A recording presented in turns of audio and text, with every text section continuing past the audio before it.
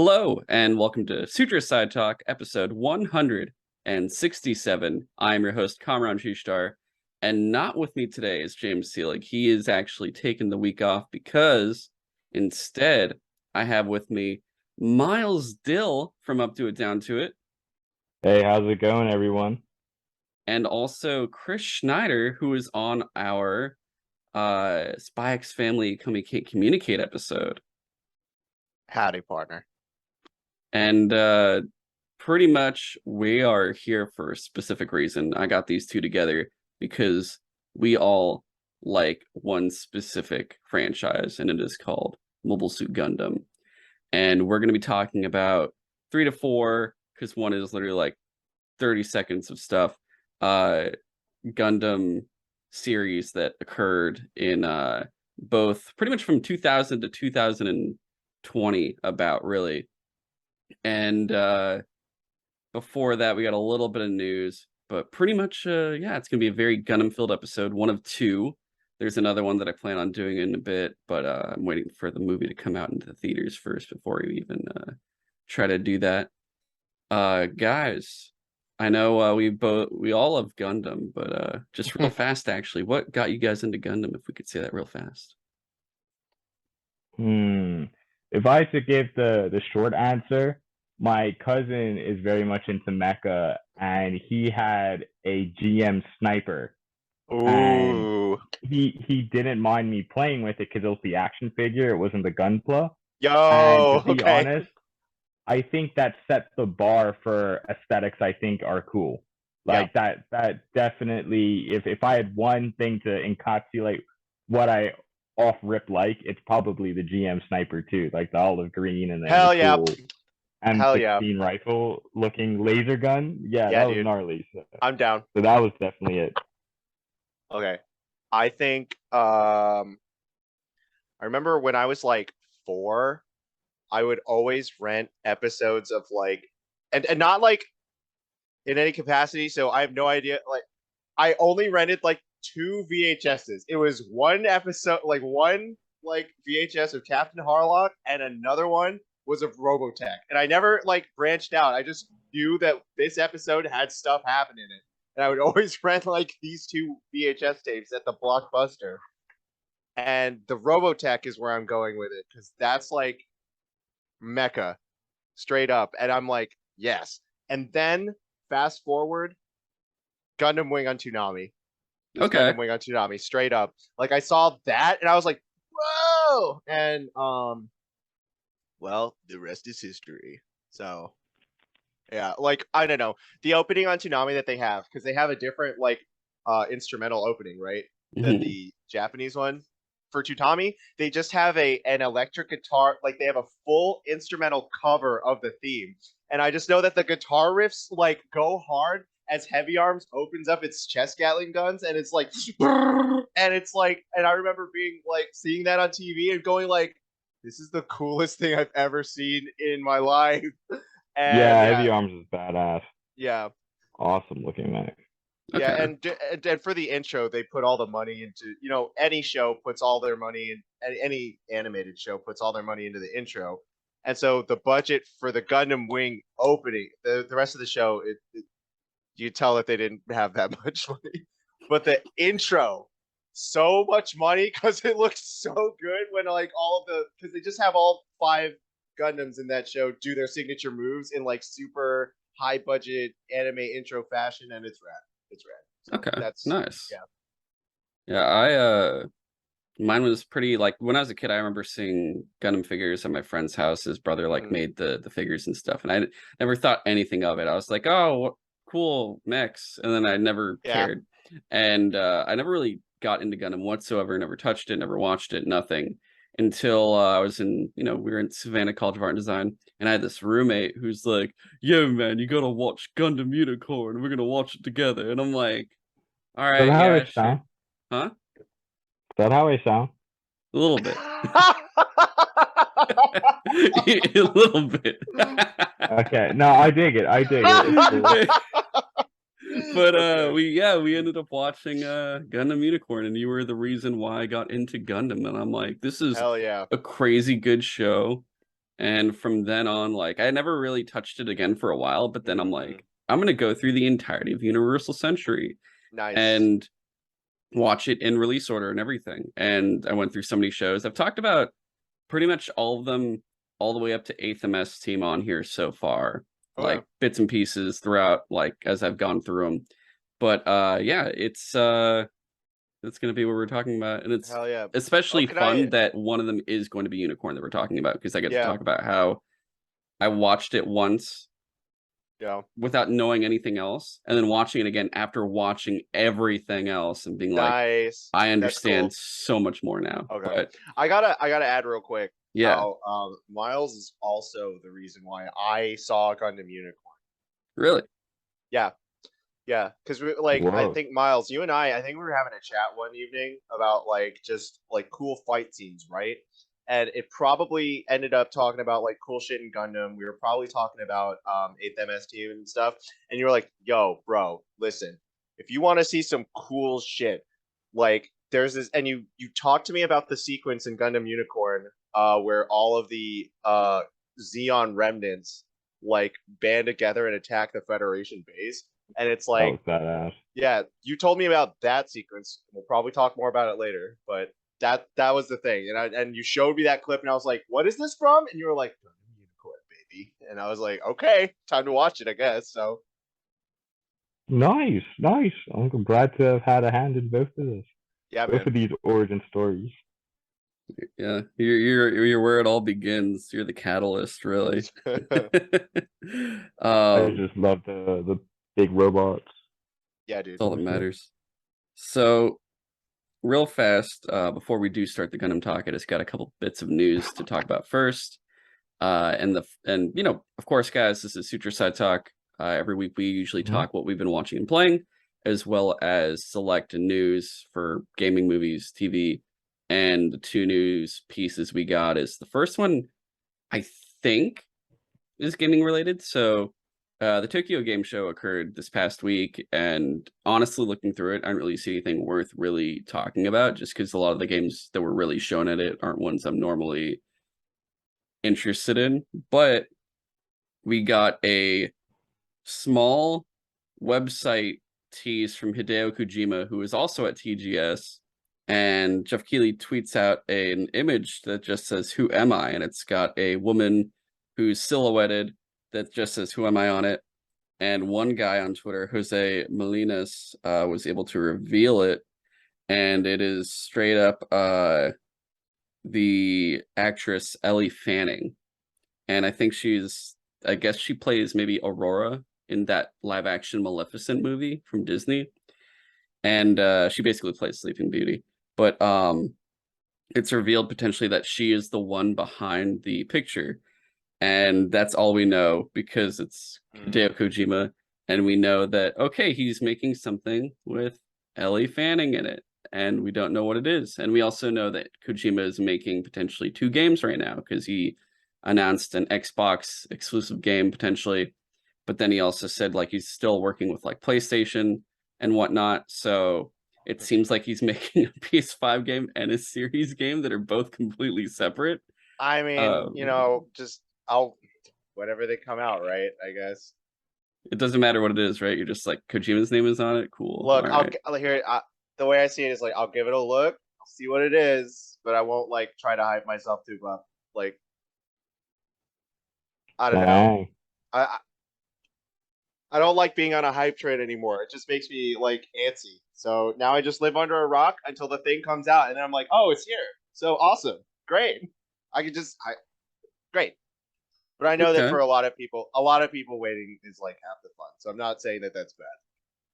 All right. Personally, I like waiting a lot more Yeah, than yeah. the See, there we actual. go. There we go. Perfect. And that's totally legit. Yeah. For me personally, I'm done waiting. So I mean, remember the last time we got a teaser like this? Like, mm, Kojima's like, here, we have Death Stranding. And everyone's like, what's Death Stranding? okay, And he shows okay. the trailer, and Norman Reedus is like naked with like a Oh, weird. baby, and he's A baby crying. in a bottle, And there's like a beach with crabs, and Norman Reedus comes out and he goes, I don't know what the floating fuck whale. is happening, man. I'm in a game. That was cool. Honestly, cool. I like it. very cool teaser. It revealed nothing about the game. Nope, So nothing. We all, I mean, later on we learned that you play as a Prime Delivery Man, and it was like, okay, cool. that's super accurate. Shit. Yeah. Okay. Yeah. I mean, actually, I'm looking. I haven't touched it still yet. I like played like Yeah. a bit of it, but I I got the. also haven't. I'm gonna do the PS5 upgrade and then Nice. just go in on it. I'm Cool. not sure if I'll play it completely straight because I've heard how long it is. Okay. And either you're like completely enamored with it, or you're like, I need to take breaks in between this from Okay. walking so Fair. long. Fair. But either way. Yeah. I feel like I'd probably really like it. I own it. It's in my library. I just haven't gotten around to playing it because, like, given my schedule right now, it's like it's one of those things where like I only have time. So like I don't have time to get invested in something that's gonna require my full attention, and I know Death Stranding is probably a game like that where I'm like I'm just gonna want to sit down and play it. Oh no, Like, for sure. So yeah, that was the. I'm imagining honestly, we're not going to see any more Kojima stuff until he might reveal something again, just because it always feels like he tries to associate it with Jeff Keighley. So maybe Game Awards we'll see a teaser from that, or maybe he just goes, "I'm going to choose my other game instead," and then confuse the shit out of people further. Yo, here's my call. It's gonna be a new Police Knots visual novel. Like, I He's mean, gonna That would be sick. He's gonna bring it back. I mean, Probably. besides gaming, he wants to do Yeah. movies and stuff too. And I don't know if you guys have listened yet. He has a podcast now on Spotify that you can listen to, and it's translated to English now too. That's pretty cool. Yeah, I think at least 2 episodes are probably at 1 or 2 episodes are out now, and the first episode's like 25 minutes. I haven't listened to it myself yet, but I'm really excited to. Well, why don't you listen to them whenever you can and tell me if they're good or not? Okay. Yeah, Okay. I'll see. I'll see who translate for him too, because I doubt he's going to be doing it himself. Yeah. And then the other news piece is really fast Netflix to Doom, which is just the fucking sound effect from Netflix that they call now for one of their showcases, even though they just did Geek. Yeah. You know, when you turn on Netflix, it's like, ba-dum. Oh, yeah, so oh, it's like, oh, ta-dum. They just did like Geeked Week earlier in the summer, and they do this right after, and I'm just like, dudes, just do one fucking thing. Stop making me have to cover this bullshit. But I went through it, and it's a lot easier. And I only got like 3 things I'm going to quickly talk about here. First off, season 2 of Shadow and Bone finally had like a teaser, which I think Netflix is kind of using that in Witcher as their like kind of Game of Thrones, Lord of the Rings-ish fantasy stuff. And Shadow of Bone definitely it feels like CW's Game of Thrones, if that makes sense. I can see that. Yeah, I can see that. The way they kind of pull it off, I'm like, yeah, this feels very CW-ish, but like, it's at least slightly better quality. Yeah, I like a lot about Shadow and Bone, but I think your accurate assessment of it being kind of CW-y, I think it's based off. Correct me if I'm wrong. I think it's based off of a young adult novel series, right? I would. Yes, it's a novel series, and I'm pretty sure it is young adult. Yeah. So here's the thing: they really emphasize the whole like you know like because there's a moment where like the female protagonist like gets sort of seduced by like the bad boy like the villain, but he's like a hot bad boy villain, right? So of course she like kind of falls for him, and the whole time I'm thinking like, man, this feels a lot like Twilight. Like, Jesus Christ. No, it's not as bad, I guess, but the whole time I'm just like, wow, like this setup, it's just like this dark, mysterious hot guy just comes in and is like setting you up, girl. Like, you should know better than this. Yeah. But anyway, the whole time it really gave off a young adult. Yeah, no, for sure. Yeah. And the 40-second teaser really does just do like a teaser. Like, you're not really getting anything out of it. It's just like, here's characters, and you're like, yeah, okay. And it ends pretty much with like the release year. They're like, yeah, 2023. You don't know when. At least it's next year, I guess. Yeah, you just know it's coming next year, which isn't the only thing coming next year. Well, actually, this year still technically.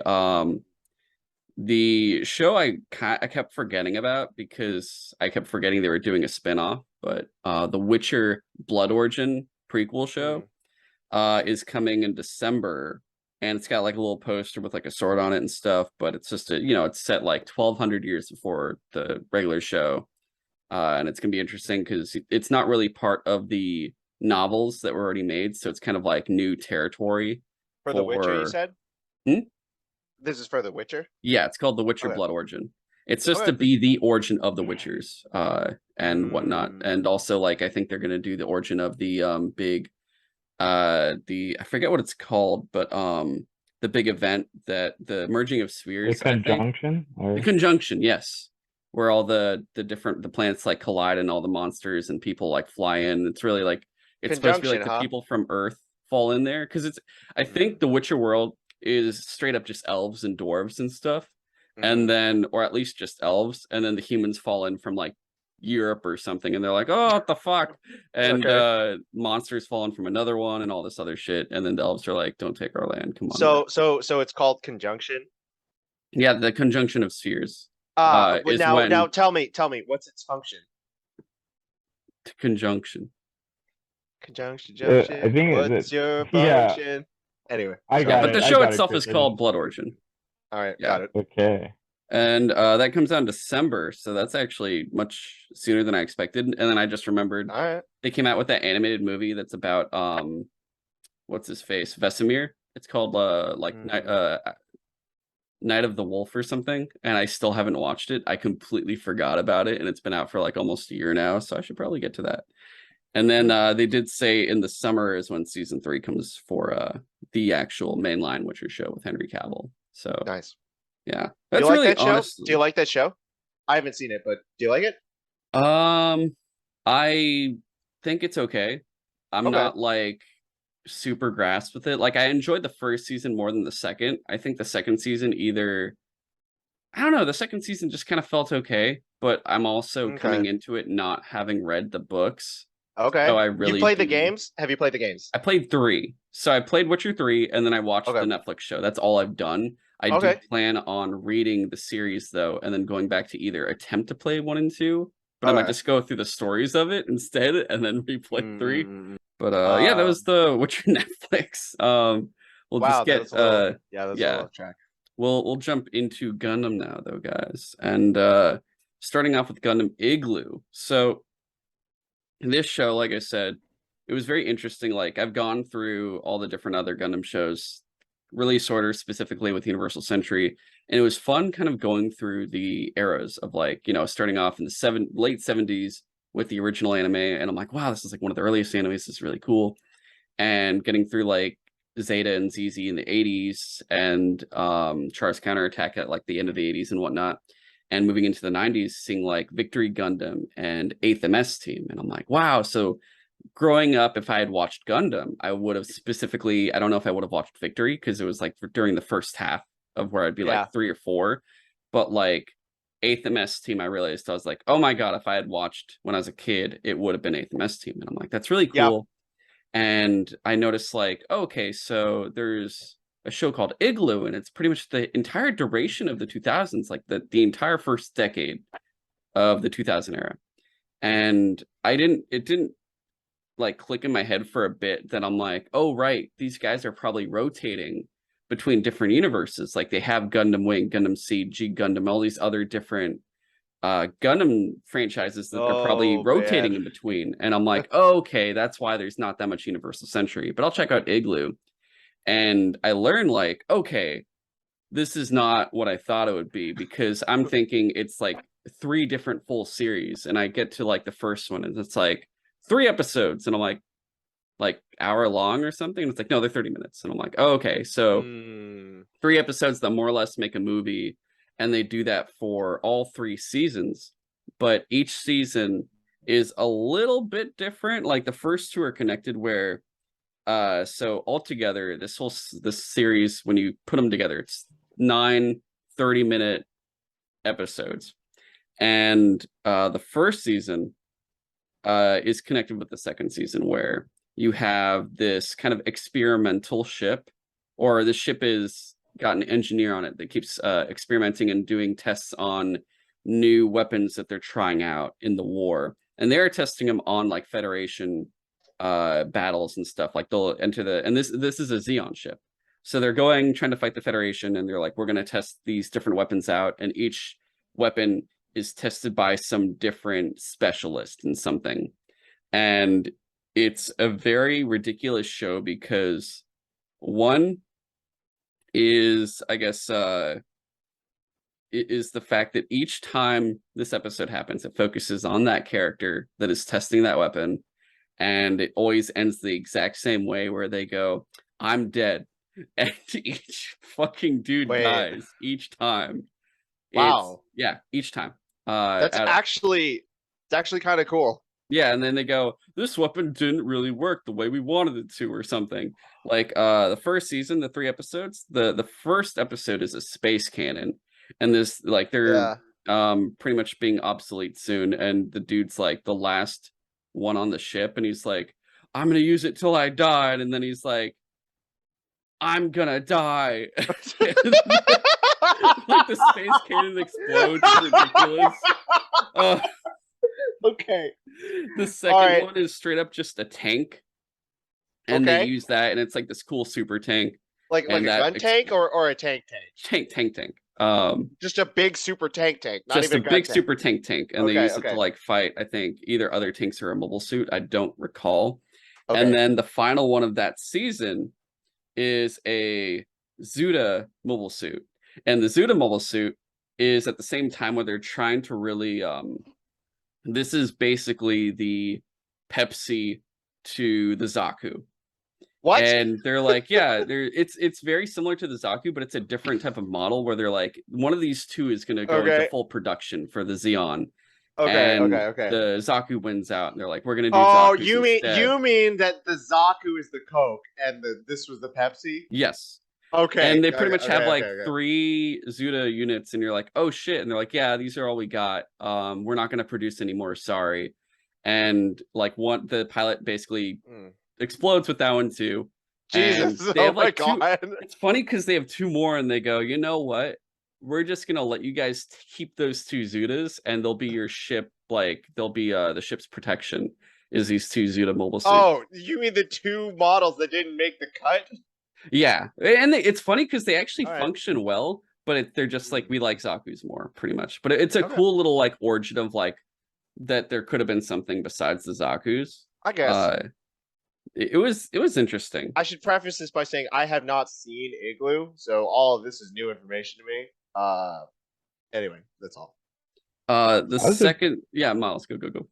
I was a big fan of the tank episode when it shows the Federation tanks fighting the Zaku, because you're talking about in the 3rd season when it's the Federation point of view?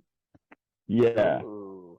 So that's the one I'm the most familiar with, so I think that's the one I'm gonna speak the most on. Yeah. But one thing that's always kind of frustrated me is, to me, mecha is like the true fantasy of the sci-fi genre. If it is even sci-fi, like I think it could be just a fantasy subgenre, because at some point you have to make a crazy justification to have a giant robot in it. And something that's always frustrated me is when you go online, there's a lot of people who are so, I guess, logically oriented, even in fiction, that they can't wrap their head around a mobile suit being more efficient than a tank.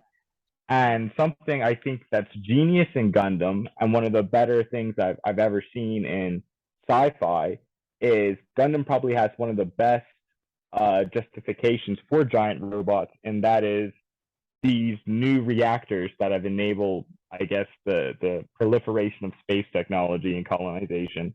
They create a radiation that, at that time, messes with all the systems that would make weapons like tanks, missiles, any like smart weapon becomes unusable. It has to go back to line of sight. So the Minovsky particle, right? Yeah, the Minovsky particle. So in theory, a force of like infantry and tanks should be more than a match for, say, a Zaku. But I think it's a good series in showing that Gundam is on its own set of logic, and it shows how mobile suits essentially trounce these machines, because it's stuff that you don't really think about. Just like a tank can only move in almost like a car. So when you're shooting, a tank fires, say, 120 millimeter shells. the Zaku machine gun fires the same type of shell as a machine gun. Yeah. So yeah, it makes like piecemeal of these tanks. Yeah. And it was nice to get like a actual example outside of space on why, yeah, mobile suits are so fearsome. Yeah. And I think it does a good job in that. Nice. Isn't there? Okay, this is a little sidetrack, but going off on that idea though, I think there's like a game, or I'm pretty sure it's a game. But there's like, no, I think it might be. Oh God, I feel bad now. All right, look, I can't Is it a remember. Gundam game?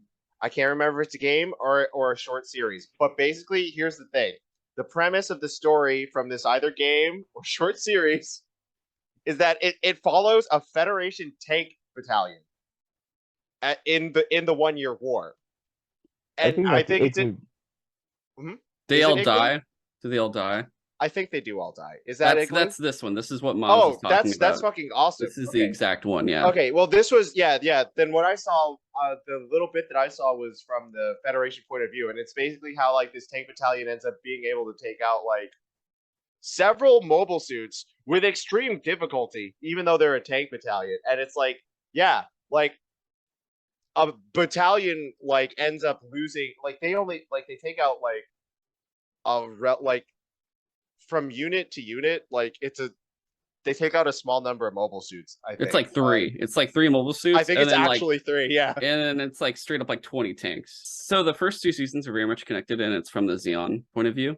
Okay. And the 3rd season is just 3 different Federation stories of the Federation POV. Which the 2nd season. So going into the 2nd season of Igloo, you're like, oh, okay, so is this the same crew? And you're like, oh yeah, it is. And it's like, oh, how is it going to be different this time around when you're watching the first episode? And they go, it's not. And I'm like, it's not. And so they're like, hey, this dude's like this epic marine diver, and he's going to utilize the Zegok diver mobile suit. And it's like this cool diver suit. Dude fights down there. What happens? I forget, is the Zegok, is that the one with the missile launchers on the head, or the one with the extendo claw arms? I think that was the extendo claw arms, I want to say. Okay. I could be wrong. Oh wait, the one from War in the Pocket. No, that's the High Gog. High Gog. Okay, thank you. Zegok might be the missile then. Thank you, Miles. Yeah, Miles is much more well versed on that. Like I remember. I'm just happy I knew the name was Zegok, honestly. I remember what they look like and what they do. I just don't remember their official names necessarily. Gotcha. Yeah, actually, except oh wait, we're not there. We're not at Unicorn yet. But I remember one name in particular from Unicorn, and it's the Bilaret Custom, and we'll talk about that later. So it does have I'm looking at it, and the picture does have it with like holes on its head, which probably signify a missile launcher. Our torpedo launchers probably. Yeah, torpedo launcher. Aquatic. And it's funny because does it have like the nub arms that extended to claws? Like it does have one claw arm, and then the other arm doesn't look like it, and it has like a cool sword thing it rides it on. Neato. I think because it's funny because the picture for it is the CG from the show. Oh, okay. The model, which is really funny. Nice. But of course, it's funny because the dude has like a full backstory, and unlike the 3 test pilots from the previous season, I'm like, I like this guy. And I'm like, oh, wait, no, this is Igloo, isn't it? And it's like, yeah, it is. And he's like, I'm also dead. And he actually goes missing in action because he never, they can't find him. But he's pretty much dead. Like, he dies in the depths of the ocean. It's pretty, he's like, he's like, the ocean's always been a part of me. And he dies. Honestly, one of my biggest fears. Oh, dying in the ocean? Yes, absolutely. Oh, okay. It's interesting too because the crew of the ship that are the ongoing characters that don't die every episode is like this captain who just kind of looks always just like, wow, we lost another one. And like this woman that's like on kind of like administrative but also still I think like military grade. She's like the same rank as him technically, but like a different branch. And she's like in charge of like I guess like the project, so she's always there, and it's like her name is like Lieutenant Cadillac, I want to say, or something. Yeah, straight up. And there's the ensign who is the one conducting all the experiments. So he's like fitting up the mobile suits, and he does all the reports after and sends them like to his superior. And then there's another pilot who's more of like the one that's like piloting the not the Zaku, what was the ship, the Zuda. Like he's one of the guys that pilots that just because he's there to like protect the ship more than anything. Okay. And you get after they're like, we're getting cadets, we're getting a shit ton, and there's like this older commander that joins them, and the cadets are like, we're gonna have, you guys know the is it the ball turrets, what they're called? Balls. Yeah, they're literally just called like balls. Like there's a production number, but it's like an MS like blah blah blah ball. It's like an RG something ball or something. So for some reason, the Xeon are like, well, we want our own balls, but they're like fucking slightly different shaped balls where they're kind of like rectangular or some shit, and they're called the Ogo. And sorry, yeah, I know. The Ogo, they're like, we have these Ogo units, and all these cadets are going to use them, and they're headed up by our main cadet, who is actually Cadillac's younger brother. And he's like, don't worry, sis, I got this. Yo, what does he get? He gets dead. And she's like, my fucking brother, my little brother's dead. He's like, straight, these are all cadet kids. So some of them die, but not all of them actually. And then they go like, oh, we're gonna go fight. I think they go to, I want to say, because in the original Mobile Suit series, was the final battle at Obawaku? That's the final battle, yeah. Okay, the giant fucking rock fortress. So they go there and they enter the fight, and pretty much like it ends with like the ensign takes the final experimental unit and uses it himself, and it's the fucking Big Rang, which is a monster mobile suit with a particle cannon. And they're like, we're gonna use this Big Rang particle cannon to literally blast open Federation, just actual ships, not the mobile suits, but I'm gonna blast open ships. And they end up setting out like the Zudaos, the Ogos, and everything else. Like even Cadillac comes out of her depression of seeing her brother die, and like the other pilot are going in. The fucking commander who sends all the cadets to die is like, I'll go too. And pretty much like they all go out and they like allow their ship to escape. And he's like, oh my god, they all gave their lives to the battle. And then they go, we're gonna surprise you. Okay, only the commander guy died. Everyone else is alive, and you see like the wreck. That's awesome. Like, yeah, the Cadillacs, the other mobile suits are alive. The giant like fucking what's left of the Big Rang is like floating, kind of carrying everyone. Is that like a mobile armor? It's like you know those really big ones that they always show off sometimes that are just kind of like these big, almost like it's like a ship-sized mobile suit. It's mobile armor. Mobile armor. Sorry, Okay. No, that's fine. Yeah, that's kind of what. Yeah, it was pretty much that. And right on. They escape, and like the show ends with them like, we did it, we survived, and you know the Federation won, but we're all alive. That's all that matters. It was very cool the way they pulled off, because you're actually pleasantly surprised that they all didn't die. Yeah, especially with the precedent they set of like every test pilot getting murked, right? Like very much so. Which is why I was like, I'm like, what the hell is the season 3 gonna about? Are they Remnant? And then they're like, no, it's the Federation POV, and it's back to the 1 year war again. And that's when you get straight up like the what was it? The tank squad that Miles is talking about, which was the second episode. And who dies? Everyone. And the whole thing with the third season is they've much more emphasized the Angel of Death, where it's straight up just this like spirit woman who's like, I'm the hot angel of death and you're gonna die. And they're like, you've been haunting me for so long that I will die.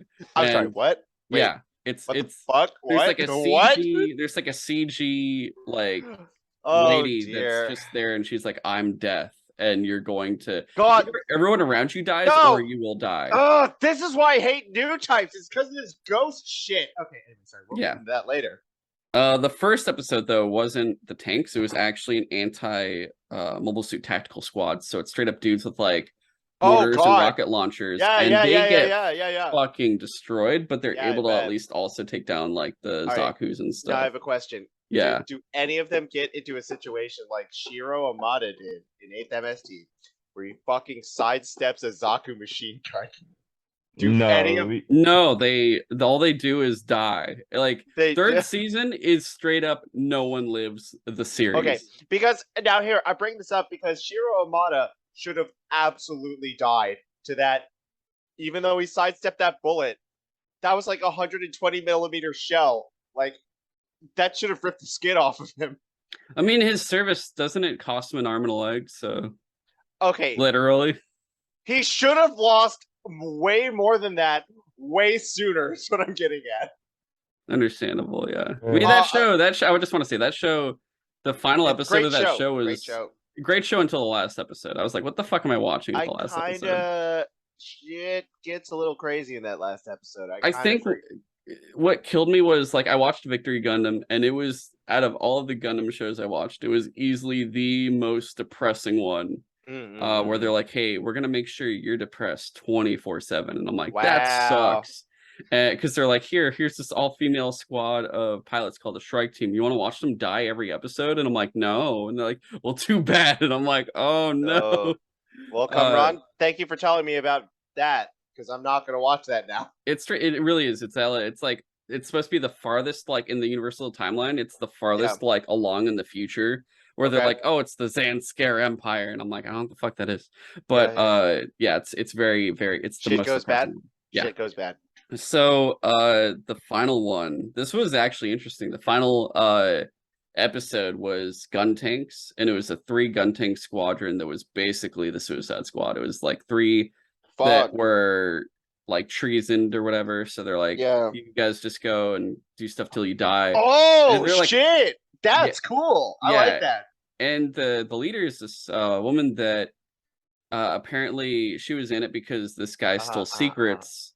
And was actually a Xeon spy, and like he like left with it like all the info and shit, and she got like court-martialed for all that.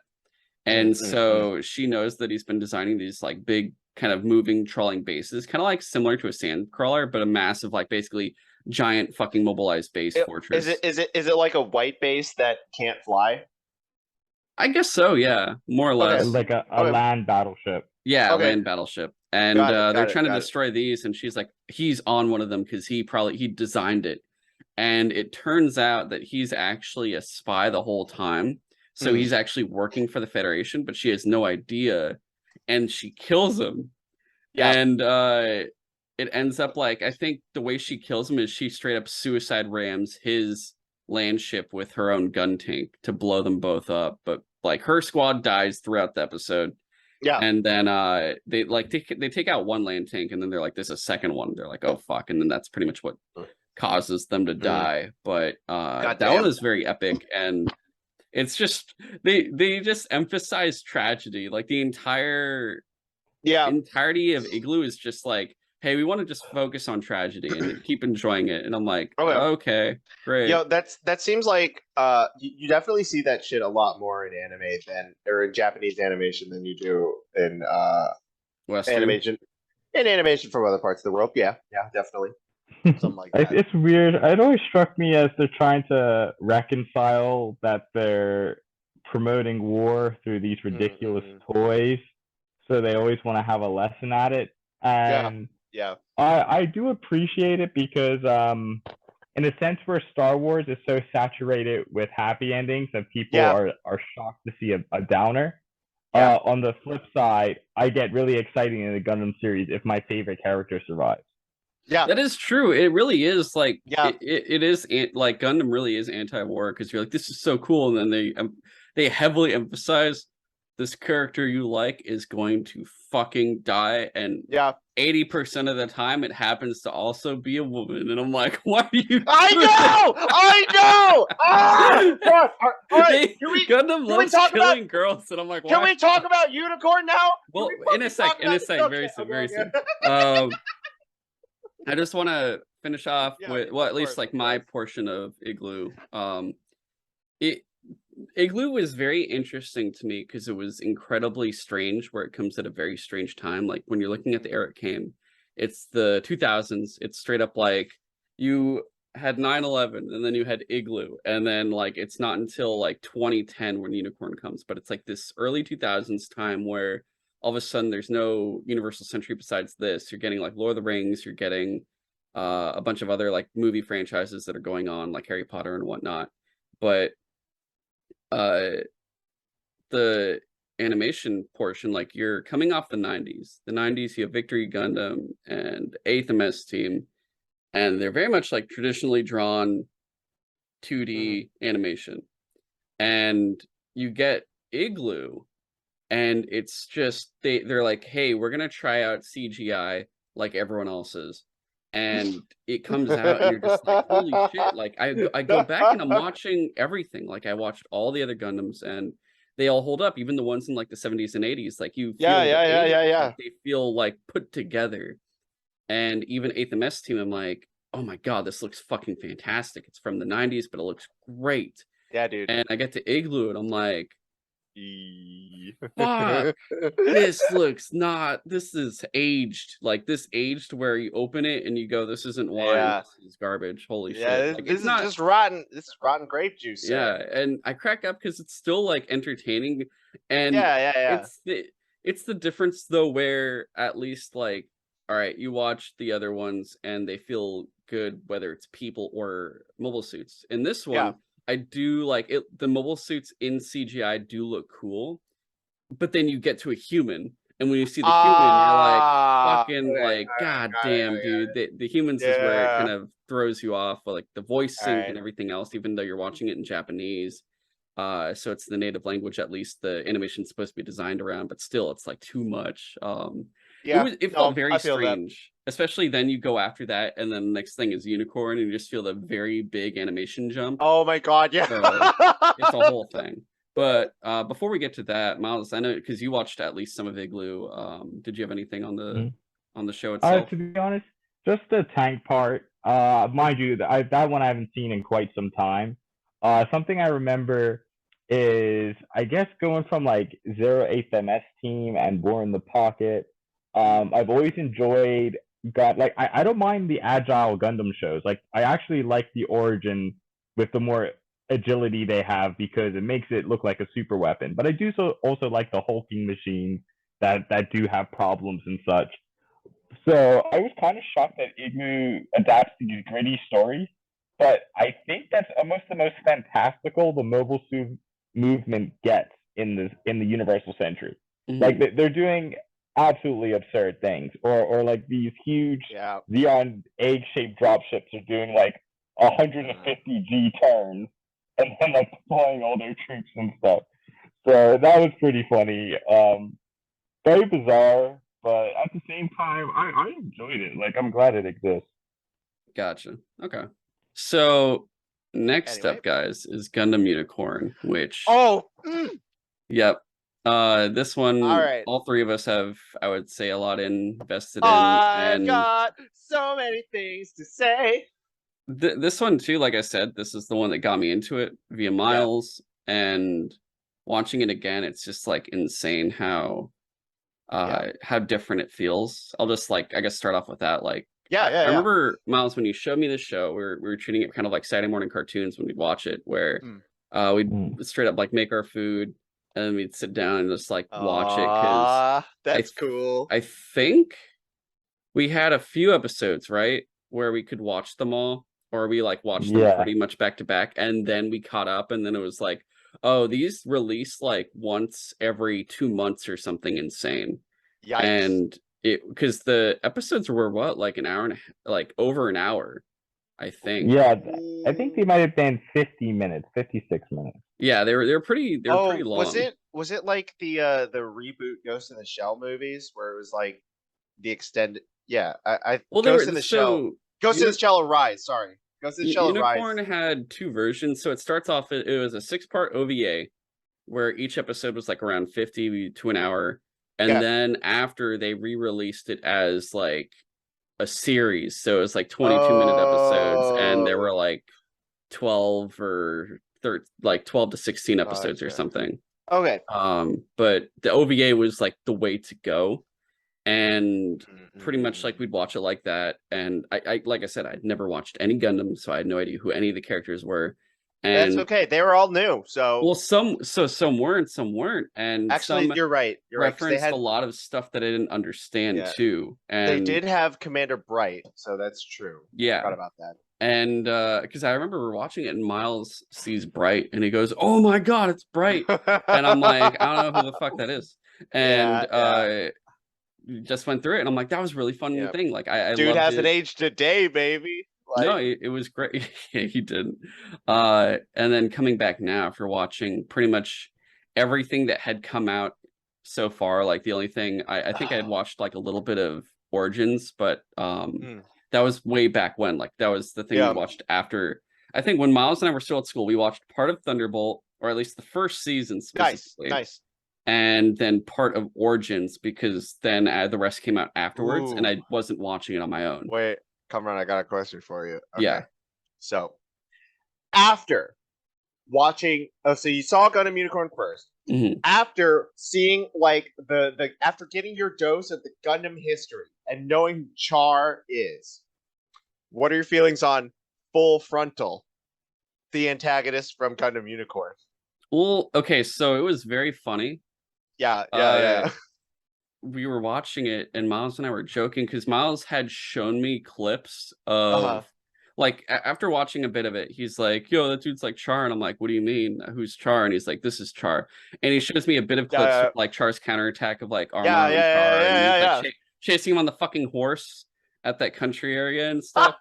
And I'm like, okay, cool. And he's like, yeah, he's like basically a Xenon prince and stuff. He's like a very important character. And I'm like, he's like the most important character. Yeah. And I'm like, oh, it's like it's the same guy then. Full Frontal's just like Char, and we're like, Miles, you remember? We were like, yeah, it's like this dude's just a ghost. Yeah. He's the ghost of Char. It's like he probably is we straight up jokingly went like, yeah, he's probably actually a ghost who's just now Char. And then it ends with him like coming up and being a ghost, and we're like, oh my God. And we were joking. We didn't think it was actually a fucking ghost who turned into a person. That's when you know your character's not great. I'm just saying. It was funny. I think everything. One, his name is awful. Full Frontal? Yeah, that's an awful name. I'm just gonna put that right there. Maybe some people will disagree with me. I'm putting my foot down. It's an awful name. He just looks like a chunky Char. Well, the thing was, it felt like you're not really calling him Full Frontal practically, because majority of the time he was always in his mobile suit. So that mobile suit felt more like it was named Full Frontal than he was. Whereas you look at him. All right, you're giving him a lot of credit. You're giving him a lot of credit there, Kamron. Okay, I'll let it slide, but I think you're giving him more credit than he deserves. Okay. Would you agree, Miles? I felt like Full Frontal was more of the mobile suit, and we just called him Ghost Char. I have a pretty unhinged look on media. So with Gundam, because it's such lightning in the bottle with the original, they did not intend for this to be as long running a franchise as it is. For something that for like the 1 year war, it feels like a century of events happen in just 1 year, which is like insane. Guys, let's be real. It's coming up on half a century. Like, they've extended the events of the 1 year war to almost 50 years at this point in time, like in real time. Like, well, a lot of it takes place after though. No, what I mean is like they've kept that idea going from the 70s up until now. Oh, like, as an IP, So it's really ram-packed with all sorts of lore and details and stuff. So it's to the point where the guy who directed the new movie Kokoro Goon's Island, my favorite illustrator, Yas, Yoshikazu Yasuhiko, but everyone just calls him Yas. He actually said something that kind of stuck with me, where he was like, look, it's so much BS and there's so much obscure mainstream content that essentially you're just looking at a chapter of Gundam and it's just like a canon as if like King Arthur. Like you don't know the chronological events of King Arthur's life, and you don't really know what it exactly is canon, but you know it's King Arthur. So when I watched Unicorn, I was like, okay, well they clearly want Char for this story, and they kind of hand wave it to where his soul just possessed the clone, and yeah, that kind of sucks. I mean, like in episode 9, that was like a huge meme and how much people hated it. But the thing I liked about Unicorn was, I mean, for a Char rerun, he did his job. Like, I think it's a good foil for all the characters to work again. Sure. And he has like the set. It's not like he's a lame character. It's just an unoriginal one. Okay, and you know what? Actually, you bring up a really good point. The true dislike that I feel from Unicorn isn't Full Frontal. I just kind of take it out on Full Frontal because once I get started on hating on Unicorn, it just goes. It stems from the main character. I absolutely hate the main character so much. Now, I love a lot about Gundam Unicorn. I'm going to put that out there right now. There's a lot about Gundam Unicorn as a series that I love. There's so much in it that I think is cool, original, and like really entertaining, and like just like fits right in with Gundam. And I'm not saying that the main character doesn't fit there. I'm just saying that I hate it. I hate the main character in Gundam Unicorn. I hate Benager, whatever the fuck his name is. Benager Links. Thank you, Kamron. I hate that kid. I hate him so much. And this hatred has like, it's poisoned my experience of Gundam Unicorn so much that it's made me not say like, yeah, I love Gundam Unicorn.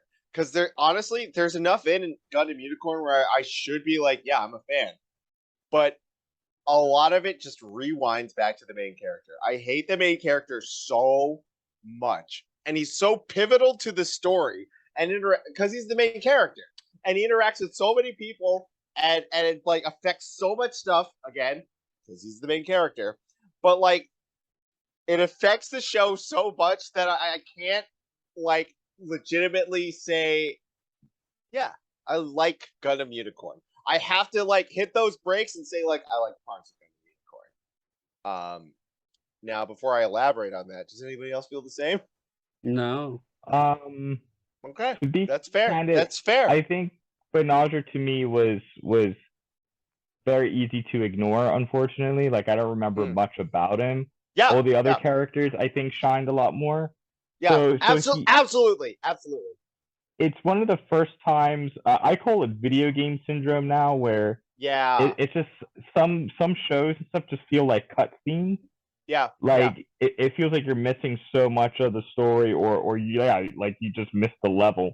And Benager Links to me just struck me as like a video game protagonist.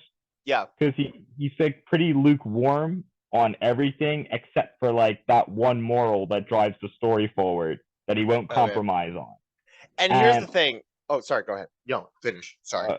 So something that is he's actually not an anomaly, because a lot of Gundam protagonists, I believe, are like that. Especially like say Stardust Memory, or I don't want to accuse War in the Pocket of being so, because like that actually I think it's done well. Because you see the world through the child's eyes, so that's not the video game syndrome one.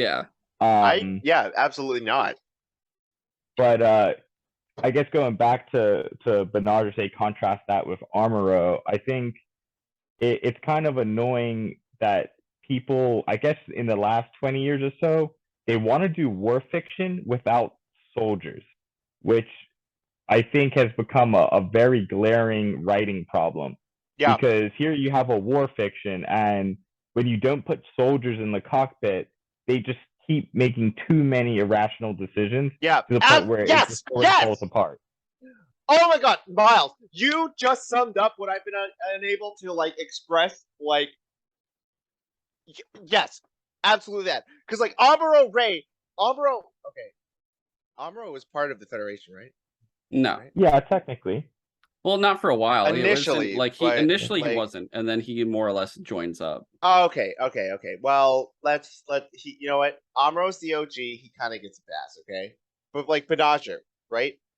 There's so many moments in the show where it's like, because he's just a schoolboy, and like he sees his friends die in front of him, and he doesn't give a flip about it. Like he literally sees like collateral damage fire obliterate a crowd in front of him, and he doesn't like bat an eyelash. He might blink, but like he really doesn't care. And and then there's another point where like it's like a third or halfway through the series, he meets up with like two of his school friends who had been embedded into the Federation ship. Like they were refugees and found like a position on the ship at that point. You know, they were making themselves useful, but like they're just like, Benager, oh my god, you're still fucking alive! Like what the fuck? That was some fucked up shit. And he fucking deadpans it. He looks at them and he's just like, oh hey, what's up, guys? And he doesn't give a shit about them. I'm not going to talk anymore about that. Well, unless you guys want me to. But what I'm going to say is some nice things about Gundam Unicorn. Okay? Okay. Real quick. And one of them is the opening. The opening to Gundam Unicorn is one of the fucking coolest things I've ever fucking seen. It's when the it's when Marita fights the unnamed faceless pilot of the Stark Jagan and crew. Like it's a squadron of like 3 Jagans, and one of them is a special forces Jagan, and like 2 of them get murked immediately by her funnels. And it's such a cool sequence where it's like, if you know nothing about Gundam, it looks cool. If you know shit about Gundam, you're seeing all these fucking mechanics in work where it's just like, oh shit, Marita's got funnels. Like that's high level tech. Like those are automated drone things with beam weapons. That's crazy. And the fact that this pilot, this unnamed Federation pilot, who gets no face, you just literally see his hand like do some beep boops on the control panel, and he evades funnel fire, which is crazy. That's just bonkers. Because funnel fire is not only like a bunch of UAVs shooting at you, they're shooting beam weapons, which are such top tier weapons in like any timeline of Gundam that it's a one-hit kill almost, like guaranteed. And this dude is like, yeah, all right, so I used my missile launchers, but bam, they're gone now. High mobility version, go. And has a fucking beam saber fight with this high-end custom mech, and it's crazy. It's such an awesome opening sequence. In fact, it was such a good sequence that there's this manga. There's a manga that it's literally about this office woman who loves to build Gundams, and she befriends a schoolgirl who also likes to build Gundams, because both of them are like demographics that don't typically you wouldn't associate building Gundams with. But the whole deal is that like this guy is trying to ask this like office lady out on a date, and she ends up nerding the fuck out about the opening to Gundam Unicorn, and literally just talks about how the Stark Jagan was such a fucking beast. And this is the opening to the manga, and I'm like, whoa, like whoa, like I haven't finished this. I don't even know what it's called at this point, but all I know is that this manga like starts off like that. It starts off referencing Gundam Unicorn's opening sequence, and it's so cool. And there's so many other moments in Gundam Unicorn that are amazing, like top tier storytelling. Like, for example, the sequence of when the Zeon attacked Torrington Base.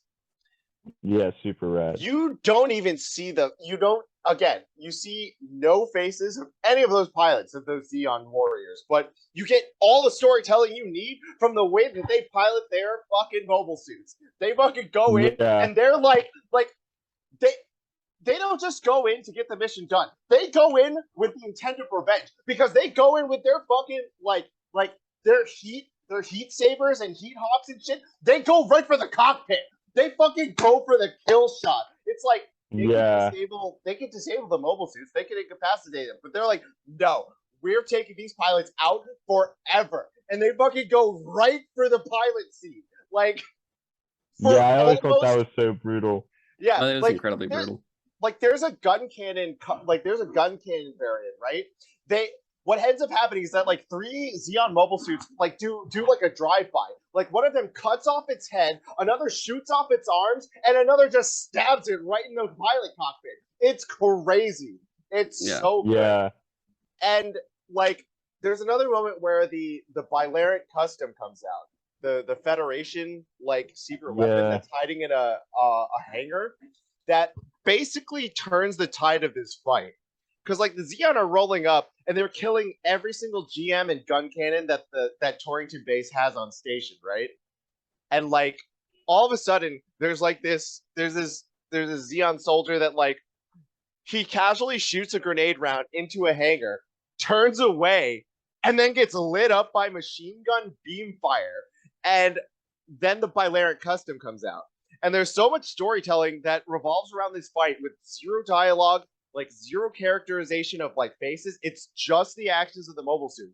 Like there's a Xeon suit that like starts to take fire, and another Xeon mobile suit pushes him out of the way, takes his heat sword, and then goes in for the fight because it's a slightly newer Xeon variant, so he has better beam.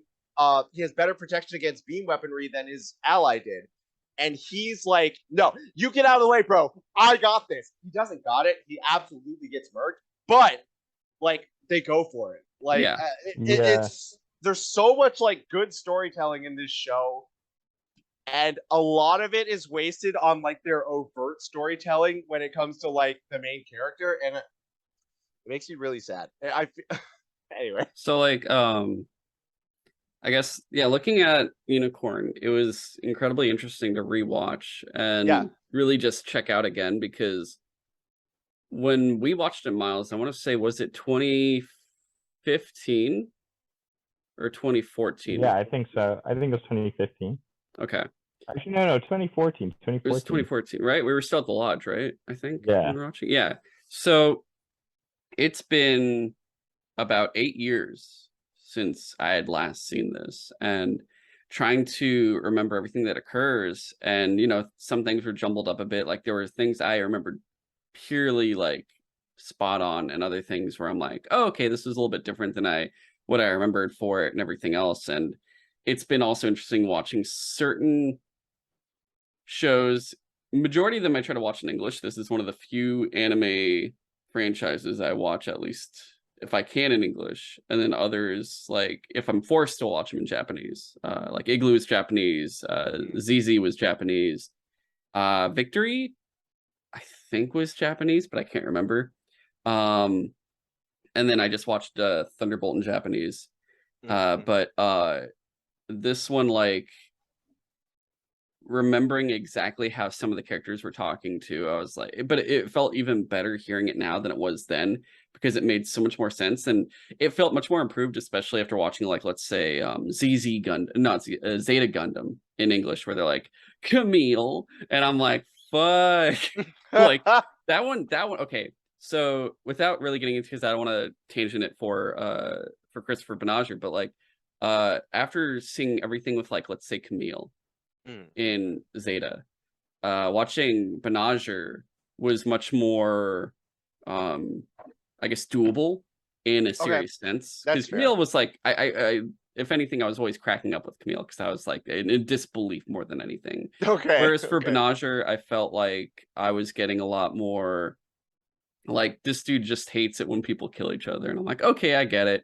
But he also kills people. Yeah, he also kills people, but sometimes you gotta do what you gotta do. This shit happens. Okay. All right. Anyway, but and continuing, the animation for this show as well is so superb, especially coming off of Igloo.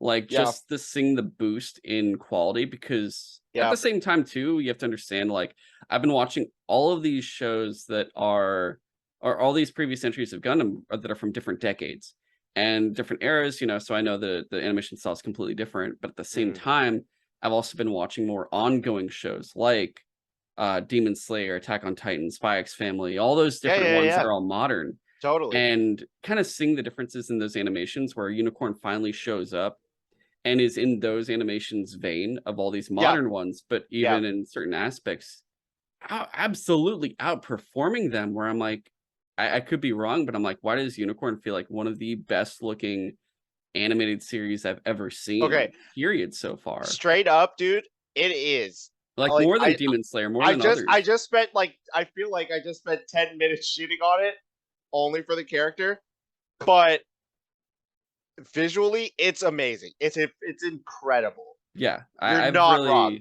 You're really absolutely not wrong. Like it's insane how good it looks. Like Miles, would you say too? Like, cause I don't know, cause you've watched a lot more anime than I have. So I'd say the thing that my biggest takeaway with Unicorn is I don't think it's Gundam's best CGI mecha when they do have it every now and then for the Unicorn, but I don't think you get 2D mobile suit fights that are that smooth. Like you could look for detail. Like I think Stardust Memory has better like raw detail if you look at a frame and compare it to Unicorn.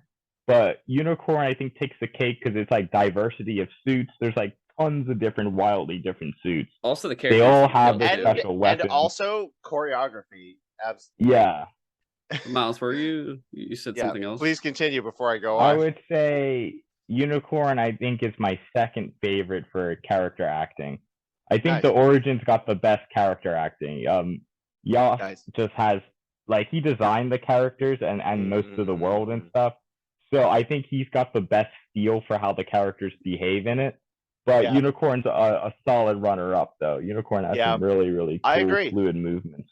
So another thing, I guess besides the animation, that stuck out with this show to me specifically, was the music. Where, in the past, at least with if I went through all the previous Gundam entries for Universal Century shows, and movies too, I guess there's nothing really that hit me or like made me go back and go like, hey, what was this song? Like I want to go look this up. I'm very interested in what this is. And the only things I had really were 3 intros, and those being the 2 intros from ZZ Gundam and the intro to 8th MS Team.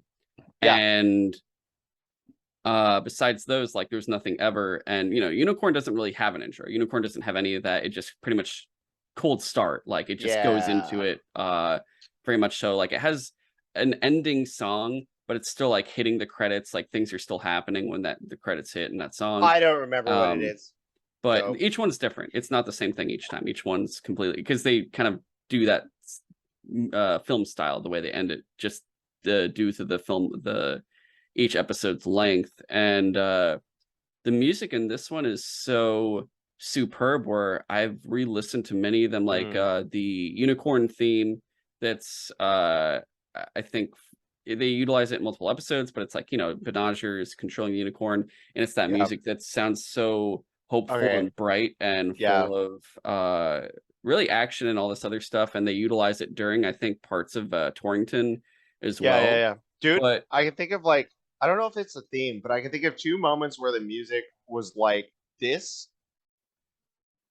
resonate, like this was a good choice. Like it's matching up with what I'm seeing. The first one was when he fucking suits up for the first time. When his like not dad but maybe dad. Like, it was his dad.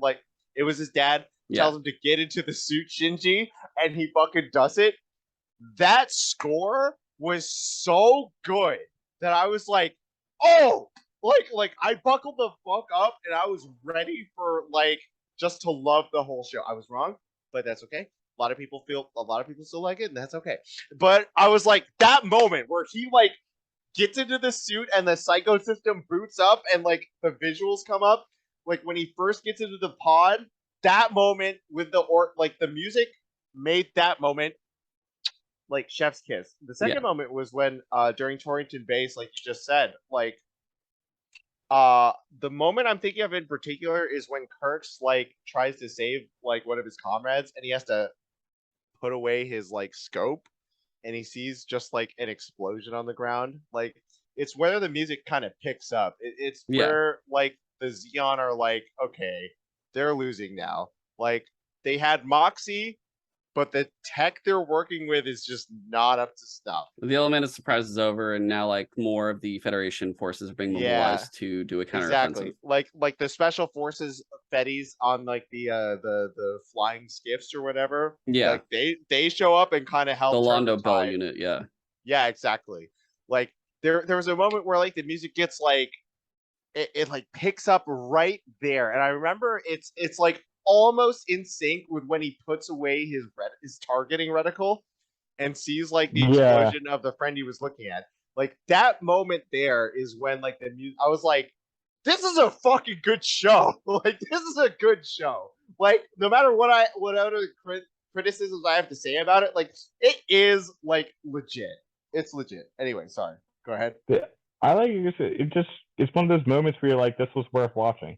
And yeah, absolutely. And it was that in spades. You know, it was really good. I think for me, probably my favorite things about Unicorn.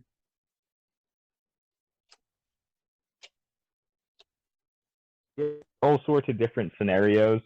I love the attack on the asteroid base because another kind of cool subversion is they have that kind of like overweight Federation captain, and at first you think he's gonna be an absolute dummy and stooge, and then he shapes up to be a very, very competent commander, if not like an excellent guy. Yeah. Wait, the Federation captain or the Xeon captain? The Federation. The Xeon captain was overweight. The Federation captain wasn't. Please. He was like more skinny. Please forgive me if I sound a little crass, but I'm just gonna say the more like okay, wait. You know the more have both of you played Overwatch? Yeah, a little bit. All right. You know the Zarya looking like first officer? That guy, right? Like that Federation captain, right? With the Zarya looking first officer.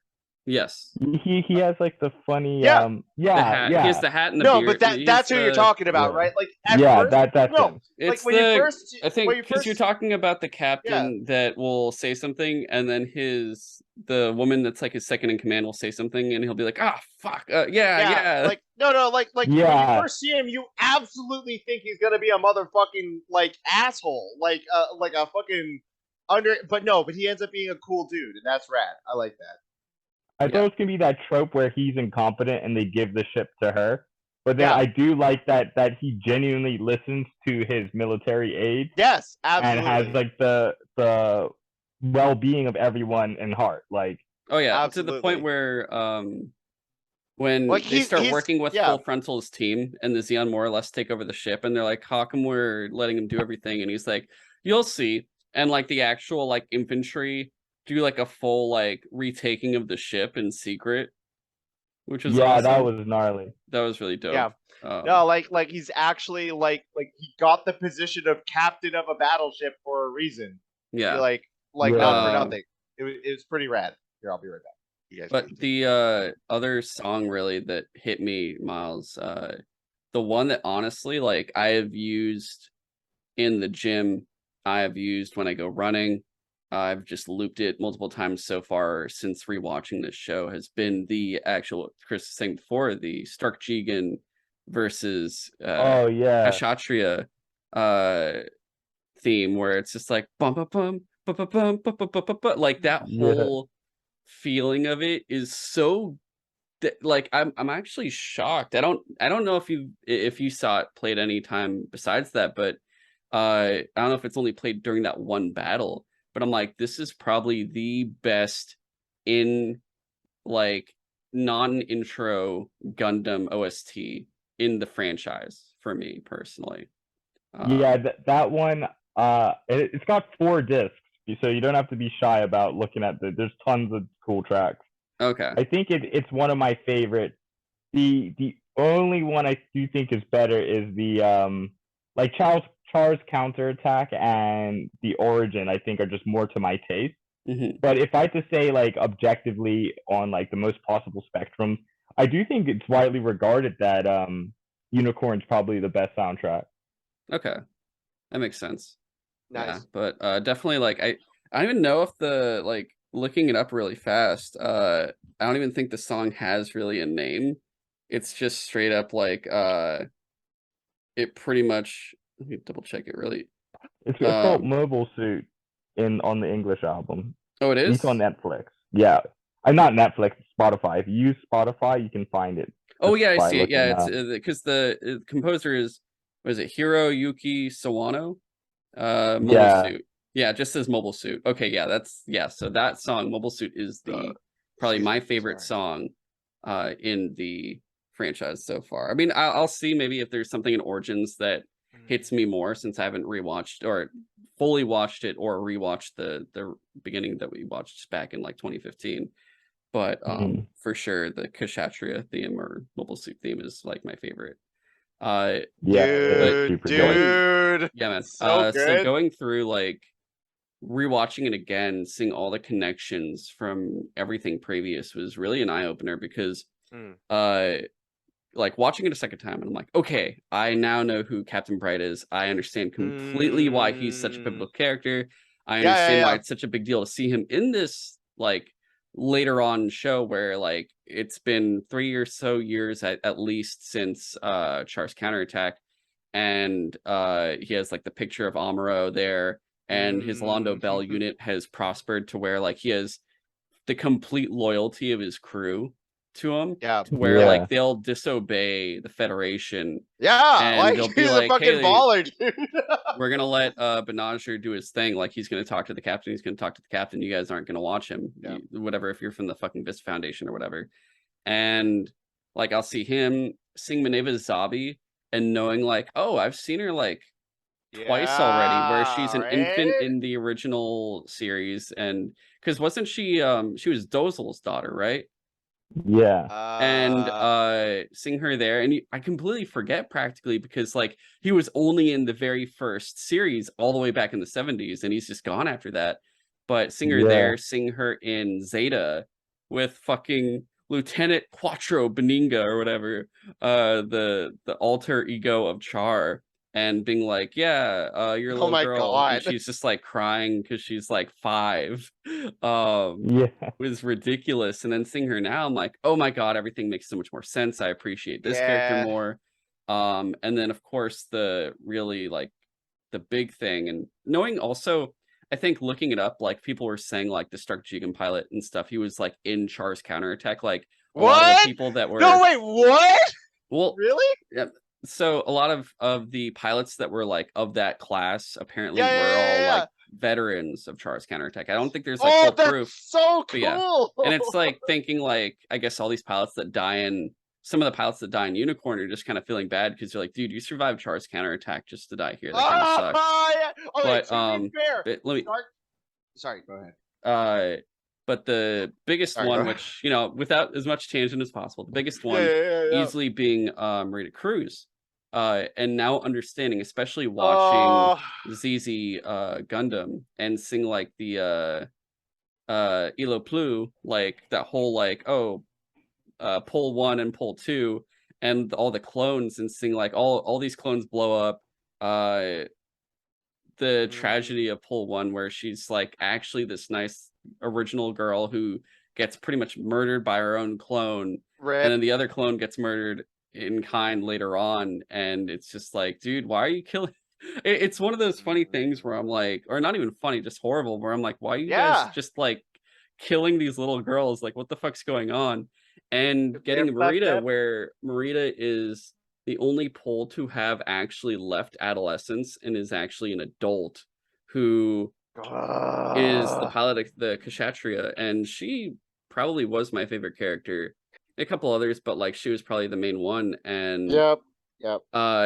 I honestly, before I had watched it again, Chris, like the way you were telling me, I was like, oh shit, she's gonna get the short end, and I had confused her because I thought, Oh, Miles, when yeah. we watched like Torrington, when you have the massive Psycho Gundam that's just like, yo, I'm gonna go crazy Oh. and blow everything up. You I thought I thought was that talking about was, Lonnie.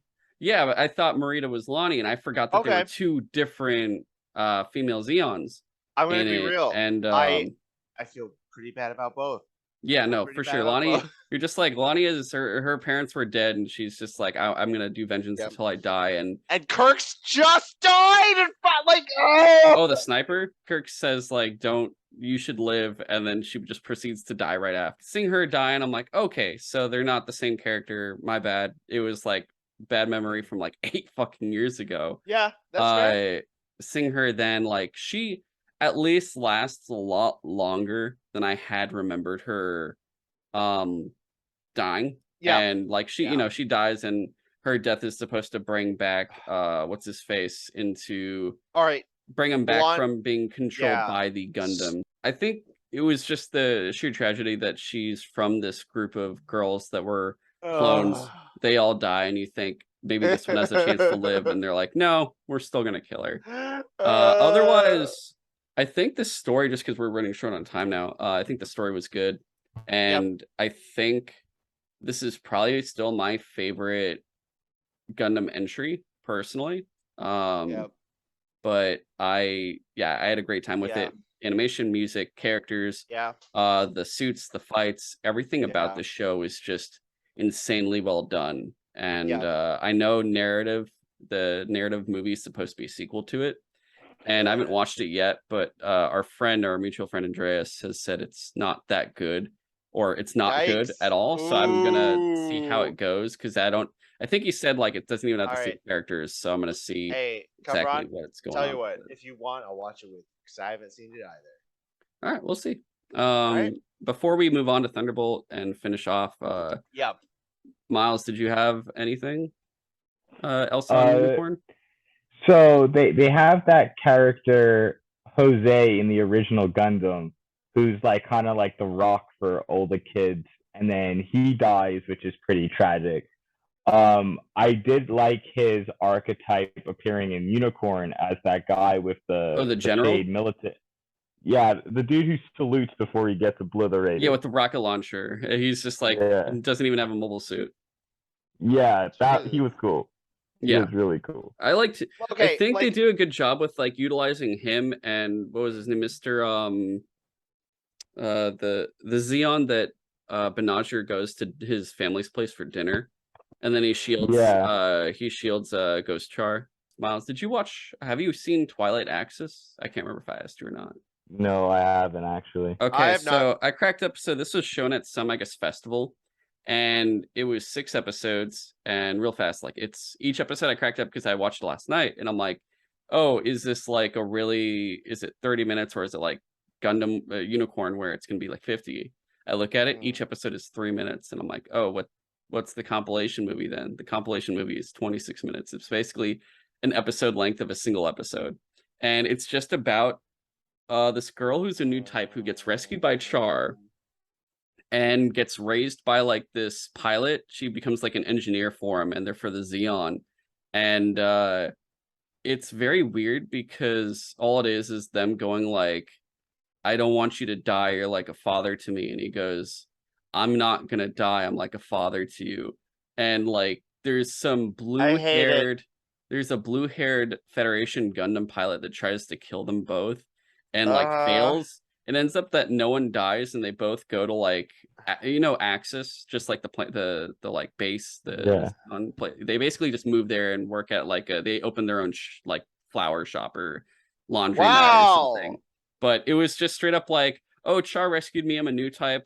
I became an engineer and eventually piloted stuff, and I didn't want my father figure to die, who was like he was a test pilot, so he was one of the best pilots, but he's never killed anybody before.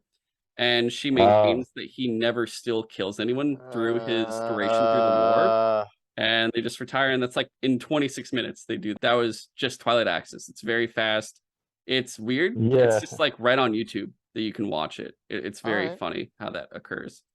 And then getting into our final thing, Thunderbolt. And I cracked up because I never thought I'd have this many notes on a show, which I'm going to keep it toned down for the most part. But what I had for it, at least it was mostly for the first season, which for those that don't know, Thunderbolt is 2 seasons. Each season is 4 episodes, regular length, like 22 minutes. Not too long at all, honestly. You could probably get through it in 1 or 2 days. But the animation for this one's superb, like Unicorn, but it's really good. It feels different, either because I think the color grading or the details on people, they feel much different. Like the eyes feel different in terms of the animation style. I don't want to say it feels more artsy, but it feels more artsy, if that makes sense, with the way It's they kind got of pull really off the okay. animation. It's got really saturated colors too. Yeah, that's That what I was helps. feeling. I think that helps with the style of it, and like a lot of there's a lot of moments during this show where I'm like, this feels really retro, even though I know it's really new. Yeah. Yeah, it's like they made a 90s style show now. Yeah. There's so much. Literally anything I've been bitching about earlier, I have no problem with Gundam Unicorn. Like Gundam Thunderbolt. Gundam Thunderbolt is fucking amazing. It's so good to me. I think out of all of them, it's the tightest package. Yeah. Like, you don't really need much backstory going into it. Nope. Everything sort of wraps up, at least. In a matter of fact, I've only seen the first volume, so I thought it was pretty good. I haven't seen the second season yet. Oh, you haven't seen the second? Oh, okay, gotcha. And then on top of that, I just think it's I think as much as people might say not to, I often use it as like my introductory show for people, because I'm like, if you like Gundam Thunderbolt, you can at least branch off from there for what experience you like. You like how fast they go? A lot of the AUs, they do that. If you like the grittiness, there's ones that are even more gritty. Yeah. And then if you just like the balance of it, then yeah, Universal Centuries for you. Yeah, because there's like there's a lot of moments that are fun, and then there's like really dark. Like they absolutely in Gundam Thunderbolt, they embrace like the war aspect tenfold. Like there's a part where like the Zeon are like peacefully like hanging around like this one room, and a bunch of Federation like Marines like breach the room, and they're like, listen, we're out of oxygen, we need your supplies. And all the Zeon are like, all right, bro, like chill, we're literally just chilling here. And the whole while it was a distraction, so a mobile suit on the outside of the ship could fucking like get a target read on them and activate his beam saber on these individuals. And that was the hostage situation. Yeah, that whole thing was. I mean, the whole time the Zeon were literally going to blow up the ship with everyone on it. And that's the other level to it. And that's the other level. Like the whole time you're just like, oh yeah, the Zeon are just being peaceful and just hanging out. But like you just said, the whole time they were gonna like draw as many Federation in as possible to blow them all up. Like both sides are assholes. Both, like, it's just it's a really like well-rounded experience of like showing how shitty and dark war can be, how brutal both sides can be, because both sides were willing to fucking die at that point. The engineer, the engineer friend of EO Fleming, who's like the Gundam pilot, the girl with the glasses. Yeah, he's like, hey, could we not kill each other? Yeah. And then they're like, hey, it works. We fucking stabbed them all. But okay, that beam saber scene, that one kind of shook me a bit, because I was like, that was good though. That was a good shot. Like, especially all those all the Gundam, all the mobile suit pilots that the Federation had there were getting massacred. They were all cadets, so you feel really bad for them. Yeah, because when it's going on. Yeah, because right before that, you get this really good. It's subtle, but it's a really good characterization scene.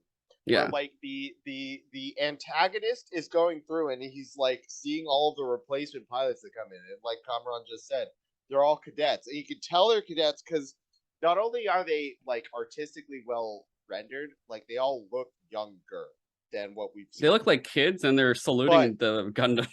Also, they were taking selfies. Very much so. In front of their own mobile suits and stuff. And it's a really subtle, but it was a really nice touch to show that like these guys have no fucking clue how horrible of an experience they're about to like fly into. Yeah, I liked it because one thing, it kind of reminded me of it was a good Horrors of War section, because dude, I would definitely be taking selfies with the friggin' mobile suit I got assigned to, especially if I was that age. Absolutely. Oh, hell yeah. Like, guys are like kissing their girls. Like, it looks fun. Like, dude, a mobile suit deployment looks fun. And then when they all get deployed, and the thing that kills me is like the Xeon vet's like not particularly skilled. He just knows the game, and he's just like fucking Yeah. up so many cadets. And he's like, yeah, this is easy, like what a break. But what I thought was even crazier is when they get him with just mass fire. Like one of them's just smart enough to be like, hey guys, like we should group up and just shoot all at the same time, and that's enough to kill him, even though he's like a vet. Yeah. So yeah, it was a good way to establish that like, yo, anyone can die out here. Just I also want to say that like the main fight of like season 1, like where the antagonist and the protagonist, they both get their like spec ops like mobile suits. They're both like custom high end mobile suits. Like the Federation guy gets his like E.O. Fleming gets a Gundam, and the other one gets the Psycho Zaku. Yeah, Psycho Zaku. Yeah, he gets a really high end. They both get like the highest end experimental versions like that are available to their branches. Like they're both, for all intents and purposes, they're both in Gundam level like mobile suits. And when they fight, neither of them are new types, right? Like no, they're just really skilled pilots. And I love this. I love this so much because like there's none of that bullshit where it's just like, oh, I can see the next person's move before they're gonna make it. It's just like it's just raw pilot skill. And both of their mobile suits get fucked up to the point where they can't operate anymore. And it's a stalemate. Like, and they have to call it quits. Like, well, that's the interesting thing was for the most part, I'm trying to remember, Daryl was the other name of the Xeon pilot. And I wouldn't even say that E.O. Fleming's the antagonist. I'd say he's the other protagonist, where you're getting both sides of the story for it. Because honestly, E.O. I liked, because they both have tragedy, but in different ways. Where Daryl, he was in the infantry, he lost his legs, fighting in pretty much over side 4, he loses one arm, and then they go, yo, if we take off your other arm, we can turn you into the Psycho Zaku pilot. And he just says, okay, fine.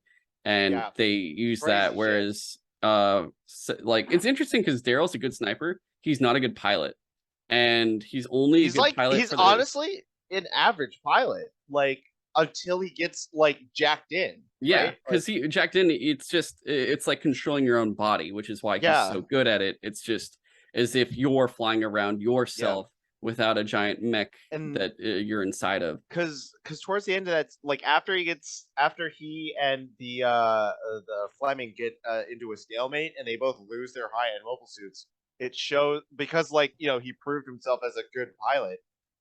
Daryl was shown in like a Gelgoon, a high end Xeon mobile suit, and he could barely operate it because of his prosthetics. And then whereas EO, he's actually a pretty good pilot. And I know, Miles, we watched it with Chris Hines, and I remember we were losing our minds when he's like, I play jazz music, and it just has the insane jazz music playing as he's like flying around. And it's interesting because it's like the jazz music, the way it's playing is incredibly chaotic. And like when he grabs one of the pilots, he straight up just like uses this as a human shield, and he's just like flying around with him. And it's like one of the pilots is just like his Zaku is just like flying forward, like front facing, just like, oh my god, what's happening to me? And that was wild. It was insane, like the way he pulls it all off. And they're like, oh wait, you're still alive? And he's like, yeah. And then Fleming comes and he's like, yeah, but not anymore. Just fucking murks him. Dude, I think my favorite one is when Daryl's about to snipe EO, and he just gets him. Like, it's just like, that's the rhythm of combat. Like, wrong place, wrong time. It's the end of your life. And then that bolt of lightning saves his life. Oh my god, that was great. I'm like, dude, fate's on his side. I think it was also hella funny, like in the beginning, EO is like, yo, watch this, guys. And he's like the first one to get shot.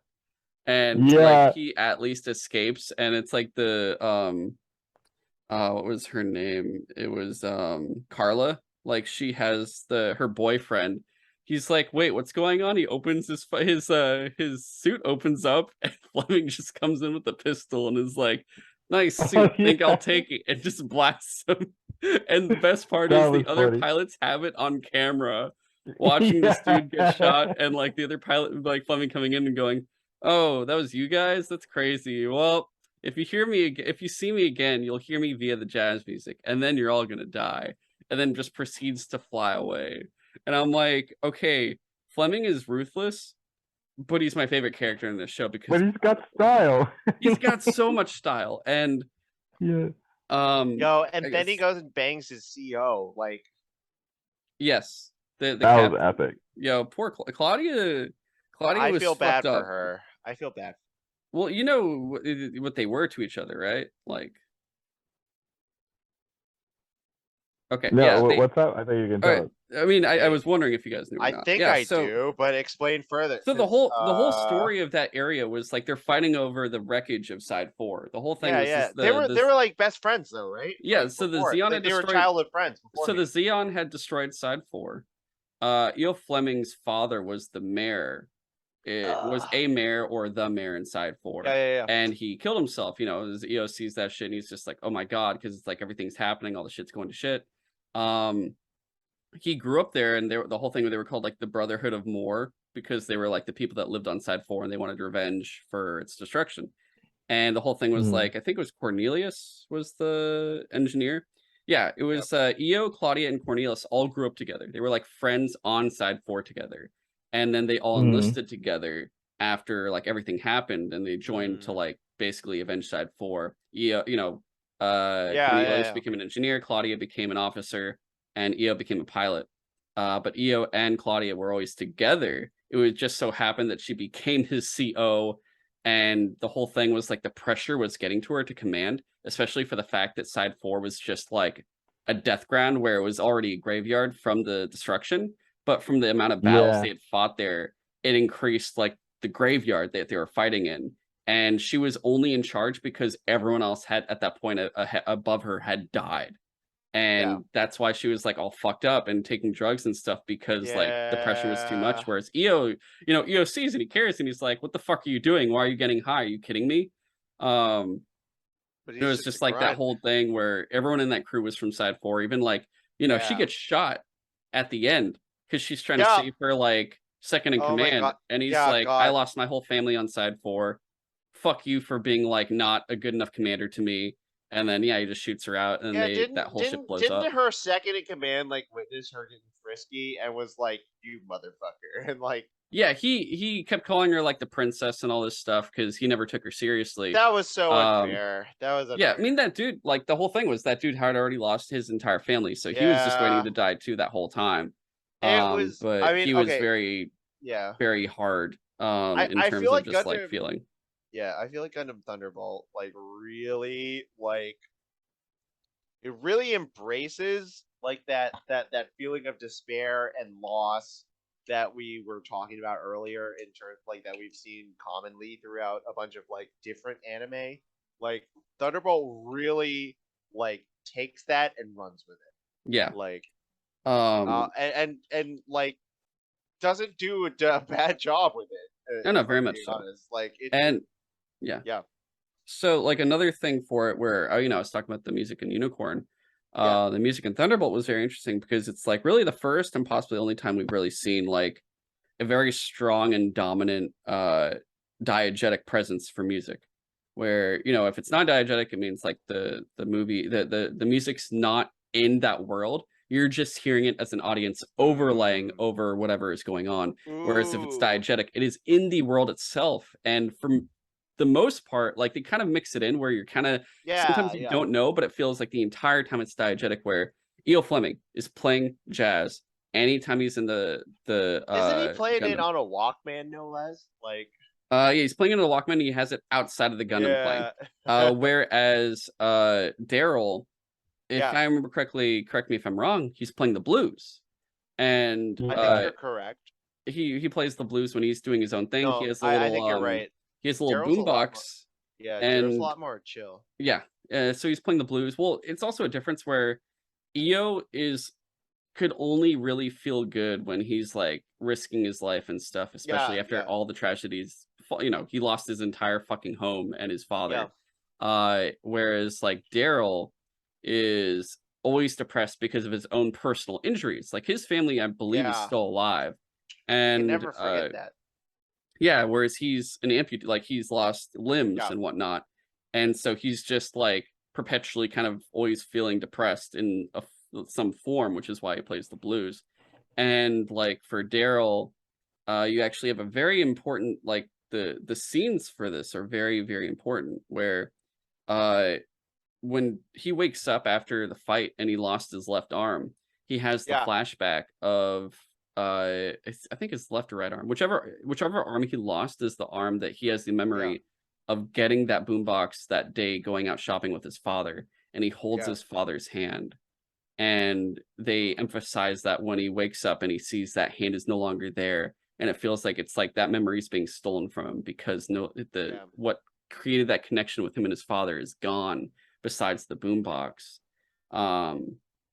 So that was the way they utilized just that kind of visual storytelling with that, with like they show everyone on the ships, like the visual storytelling specifically in this show is superb, and just like all the ways they just show actions going on or memories and everything else. But the, you know, I can't remember what kind of music it was, but the music tied to Io's father. It's like there's a song his father loved. It was his favorite song. And it's a nice song, and I forget who's playing it.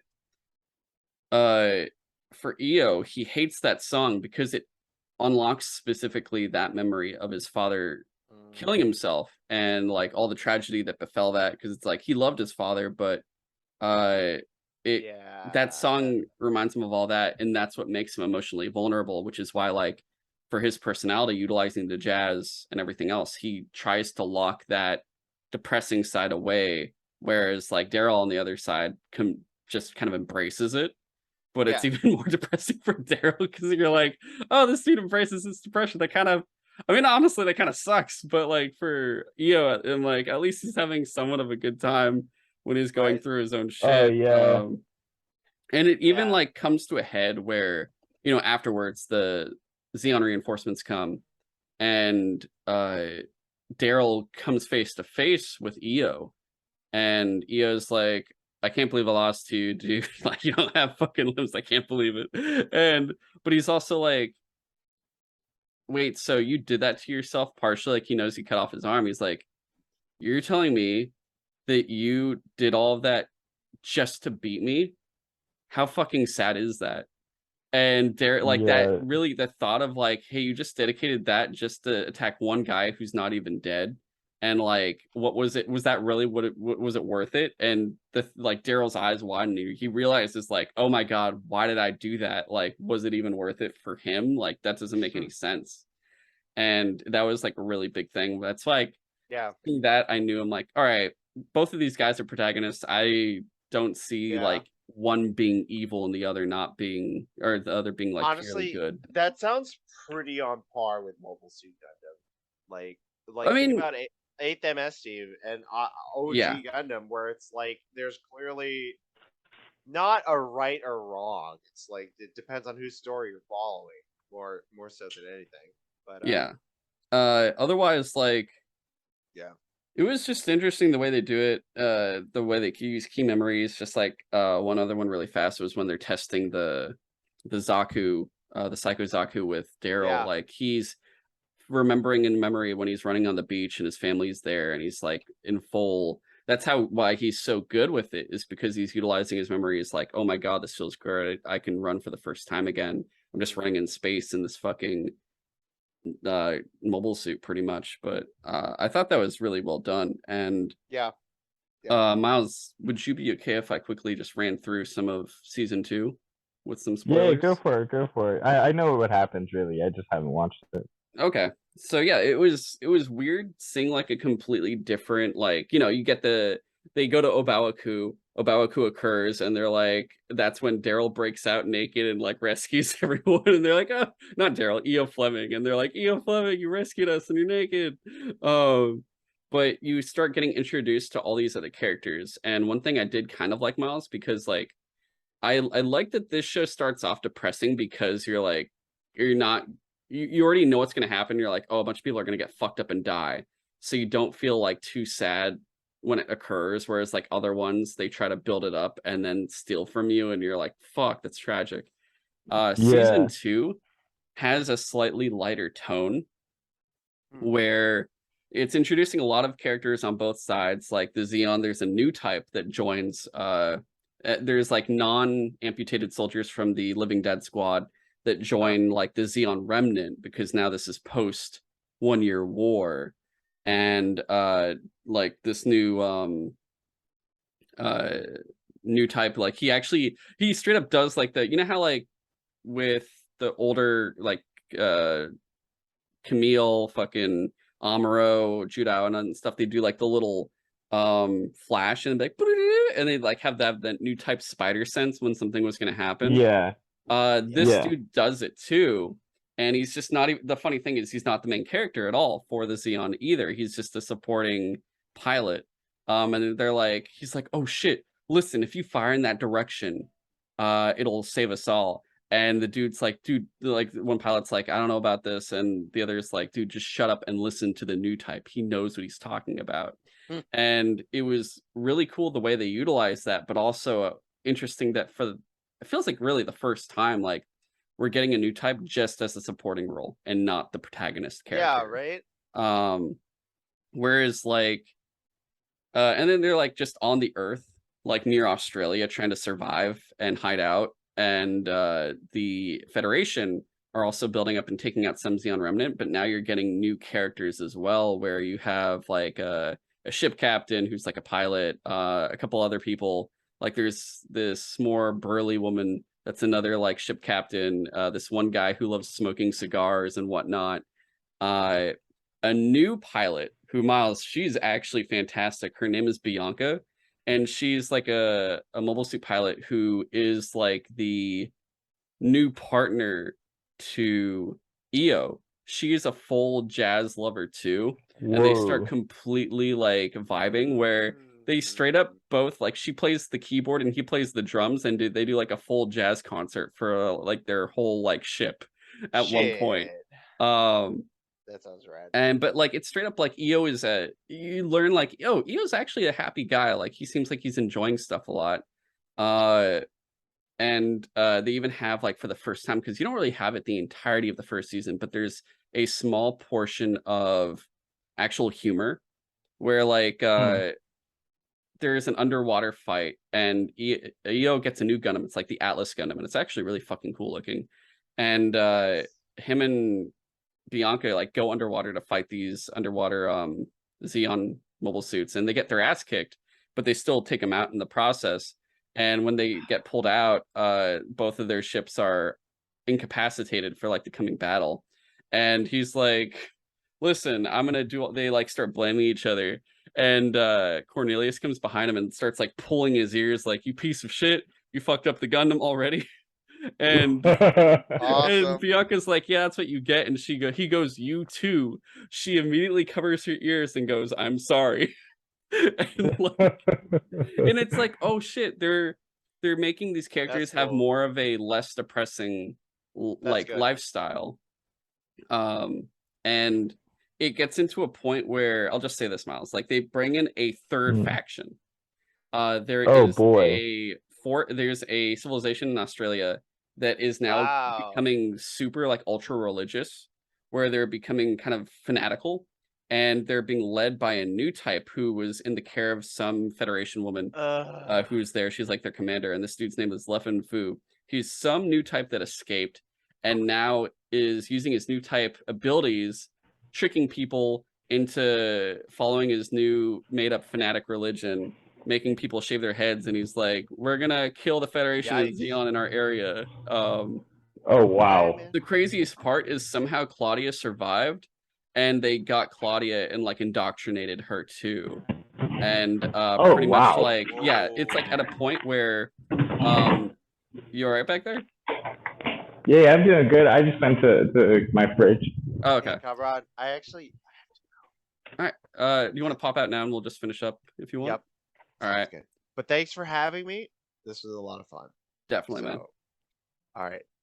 I'll catch You you have a guys good one, later. Chris. You too, too. buddy. Thanks for joining us. Thanks for having me. Peace out. Later, dude. But the crazy thing was like they're trying to be fully autonomous, where they're like gonna pretty much revolt, and Yeah. EO is trying to rescue Claudia. It's a whole thing where there's like these plane style ships, and he goes from one to the other looking for her. He doesn't see her. He'll jump off the ship and then proceed to just destroy it and go, next one, where is she? And the whole time, like Bianca is like piloting another ship to like carry him to the next one. And you could tell the jealousy where she's like, who is this woman? Why am I helping you to find this woman? And you're like, oh, okay, you're seeing a love triangle starting to form here too. But it ends on a cliffhanger where they're like, oh, this dude who's leading this fanatical force, Levin Fu, he's a new type. And then it just ends. And I did not know it was done. And I'm like, wait, that's it? And they go, yeah, until season 3. And I'm like, wait, when's season 3? Dude, this came out in like 2017. Oh, 2. yeah. And I learned... Yeah, what were you gonna say? The manga is actually coming to an end soon. Yeah. So I learned why. Why do you know why it took so long? No, to happen? Why's that? Yasuo Ashitaki, the mangaka for Thunderbolt, which is the mangaka basically the author, I assume. Yeah. Yeah, he had to take an extended leave of absence due to suffering from tendinitis that greatly pushed back any plans regarding the future of the anime adaptation. So the team that was creating the series were like, we'd rather wait till he finishes so we could take that material then instead of creating our own like offshoot, kind of like what they've done with the original Full Metal Alchemist and whatever else, you know how they always do that. So, which I appreciate that they're doing that, but they said like it's still going to happen. Season 3 will happen. We just haven't done it yet. And it's like during that whole wait, they've done everything else. Like they're doing the Hathaway trilogy now. They did the Doan's Island, Witch from Mercury, and everything else like Narrative, Twilight Axis, Breaker, Battlelog, and the Build Fighters and Divers and shit like that. So that's the reason why Thunderbolt season 3 isn't out yet. And at first I got scared because, I mean, you know this. I was getting F91 vibes and got like, dude, no, please don't do that again. Like, I don't want you to create something so fucking good and not finish it. So that's what I was worried about. I think that's probably why I haven't watched season 2. Is I just don't want the hanger, like the cliffhanger. An unfinished story is almost worse than a bad story. It's such a killer, man. It's pretty insane. So I might just read the manga and then just watch when it eventually drops. Yeah, I understand that. I'm a huge fan of they're like, well, to be candid, the thing I like about it is it's called like I call it a toy box philosophy, where Thunderbolt, what they seem to really want to do is just all the machines and scenarios you only get a glimpse of or you don't really get to see fleshed out. They're putting in Thunderbolt and really giving it some fun screen time. And especially some like more esoteric mobile suits as well as like takes on it, original ones. I was really enjoyed that the Thunderbolt sector wasn't the main focus of it for the entirety. Apparently the manga goes to all different things.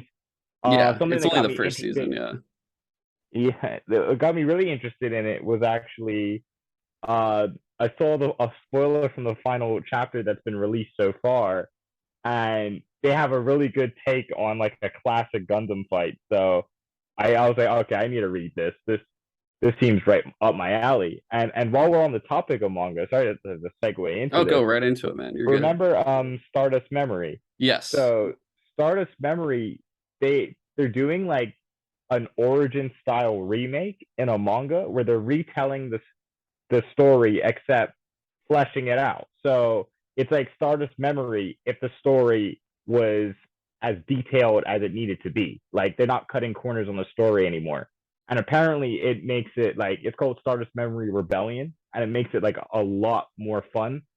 Because as much as people rag on the origin, I actually like how the origin consolidates, reorganize, and gives like definitive answers to certain things. Even if it does have to sacrifice a little bit of nuance for it. Seeing the same treatment getting done for Stardust Memories, though. So I'm hoping eventually they catch up, or they at least give that treatment to F91, because it seems like a gold mine for them just to sit on F91 and not at least return to it in manga form and clear it out. Yeah, because it Rebellion, had a manga sequel, right? yeah, Crossbone Gundam's the sequel, and Okay. I'm just super stoked just from how Stardust Memory, like, it's my favorite version of a remake, where it's like the remake's not like they're going a radically different direction. It's the same thing without the flaws. Yeah. So they're just fixing the story. So I hope they do that across more Gundam, which is would be a very welcome one.